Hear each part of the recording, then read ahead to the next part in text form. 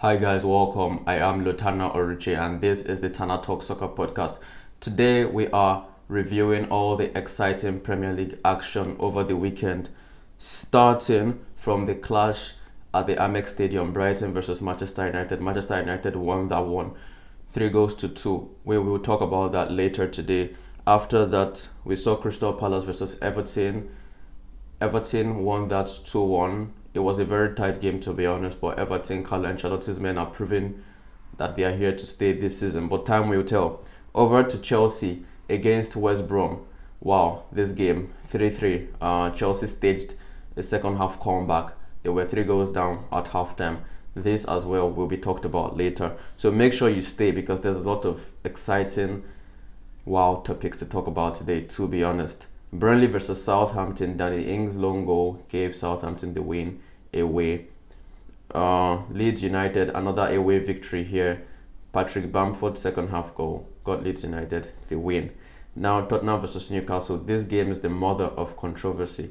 There's a lot to talk about from this game as regards VAR, the new handball rules, and your take on it. I will also give my take on it. But this one, Newcastle were able to level the game 1-1 in extra time thanks to a Callum Wilson penalty after Lucas Moura opened the scoring in the first half. Then wow, this game, 7-goal thriller, Manchester City versus Leicester City. I didn't expect Leicester City to come away with an away victory here, but even as they did, the man at the 5 goals. Pep Guardiola had never considered 5 goals in a league game in his managerial career, and wow, he considered it to Leicester City. Okay, interesting. We're going to talk about this as well. West Ham absolutely demolished Wolves at the London Stadium 4-0. Fulham lost 3-0 against Aston Villa at home, and Liverpool defeated Arsenal 3-1 at Anfield. Once more, please do not forget to consider subscribing, liking and sharing.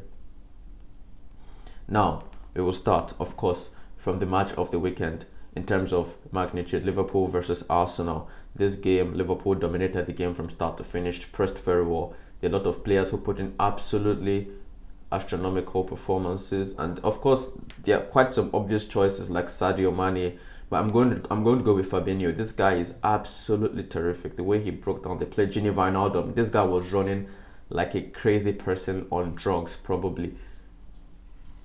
Even at the 88th minute, 90th minute, he was still running. The press from Liverpool yesterday is what I want to talk about. We know Jurgen Klopp's sides are very pressy. They press a lot. They press a lot, but like actually in recent seasons, like the past 2 seasons, we've seen them slow that down a bit. Sorry, but like yesterday, it was back to the very, very, very, very heavy metal football. And when you play this kind of football, and when you press it's not just about pressing, but it's about the execution of pressing. When the man with the ball, a Liverpool player, triggers this press, and as it's triggering the press, you have one midfield player, either Keita or Wijnaldum, already pressing one of his passing options, and another of the forwards too, pressing another of his passing options. So this way you're leaving the player stranded, and then you have to go for the long ball. And when you go for the long ball, you have the height of Virgil van Dijk, Joe Gomez, Fabinho. And even when they win the first balls, then you have the legs of Wijnaldum, who always keep picking up the second balls. So it makes it almost impossible to do anything against this Liverpool side. We saw it times without number, in the Champions League for the past 3 seasons. We've seen it so many times in these big games in the league. Teams can't cope with this press, and this was exactly what happened to Arsenal yesterday. Of course, Arsenal got a goal thanks to a Robertson error, but Liverpool bounced back almost immediately. Shout out to Mo Salah as well. He had a very terrific game. He created that goal all by himself. And of course, Sadio Mane was there to tap home the rebound after Ben Leno spilled Mo Salah's shots. And from there, Liverpool still didn't look back. Robertson gave Liverpool the lead, rather, atoning for his own error, which gave Lacazette the goal, as I mentioned earlier. And yes, after that, debut boy Diogo Jota came home to hit a debut goal after missing 2 good chances, one which was carefully laid to him by an extremely world-class pass from Mohamed Salah, which he fumbled into the side netting. But there was also a bit of controversy here, to be honest. I'm not going to skip that part. The Mane elbow in the first of Kieran Tierney, if I remember correctly. I was very surprised the referee didn't review that for aggravated dangerous play. He gave a yellow card. Okay, that was fair, but still, I still felt like that could have been reviewed.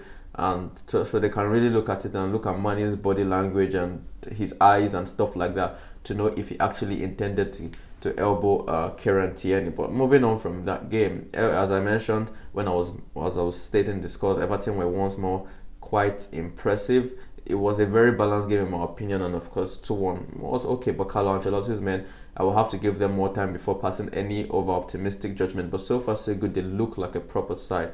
Moving on from there, the Spurs game, Tottenham Hotspur controlled the game, like dominated affairs in this game, but of course 1-0 is always a tricky score, and even aside from the penalty, we know how these things go, like anything can happen, and Tottenham created chances. They deserve. Some hit the post twice. Tottenham deserved to win this game, but in extra time, Eric Dyer was penalised for handling the ball in the box, and Callum Wilson converted the penalty for Newcastle United. Now, this was an awful decision in my opinion, because Eric Dyer couldn't even see the ball.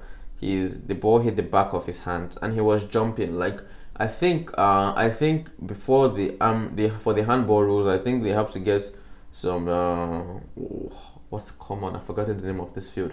Bio what?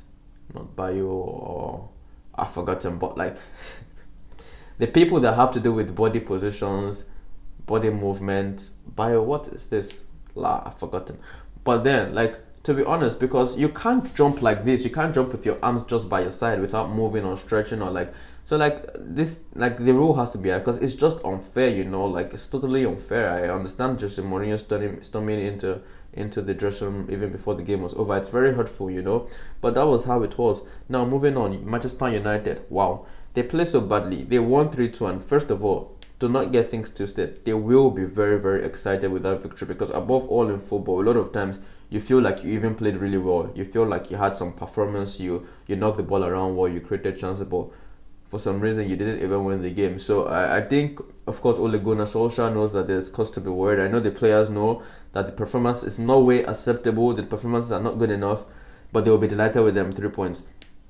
Now, talking about the VAR incident at the Amex Stadium, where a penalty was given after the full-time whistle, I have to say, from my understanding of the VAR rules, that is correct. It is allowed.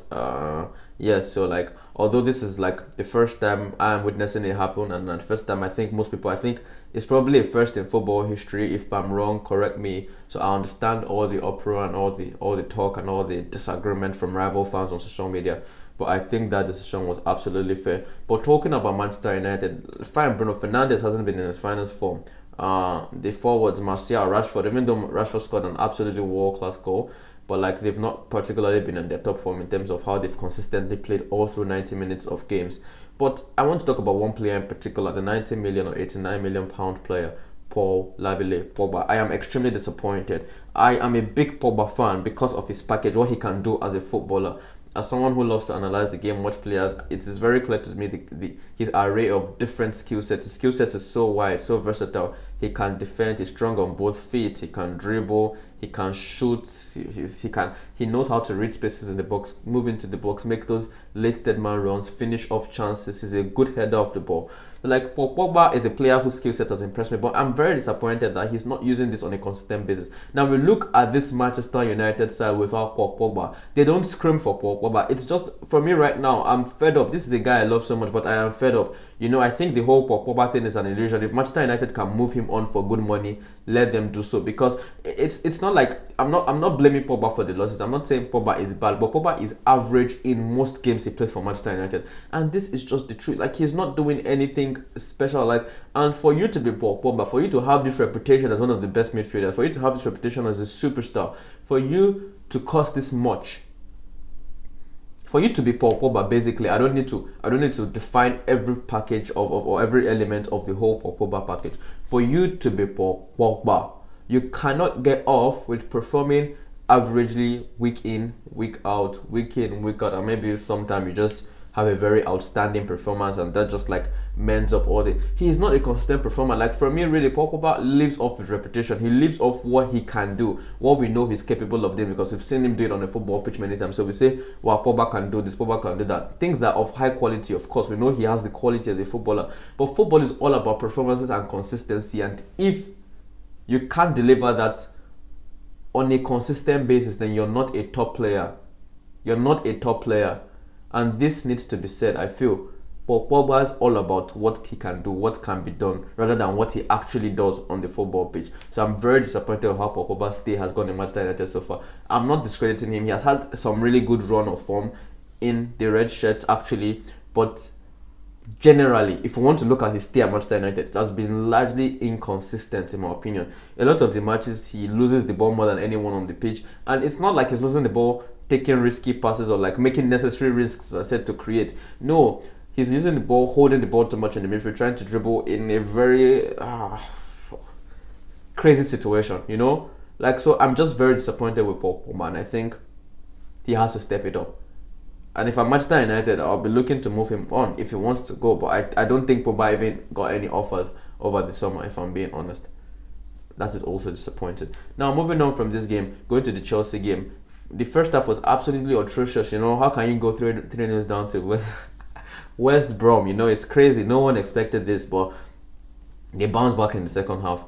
Their academy graduates were the one who pulled Chelsea back into this game and won them a point. Mason Mount, Hudson-Odoi, and Tammy Abraham.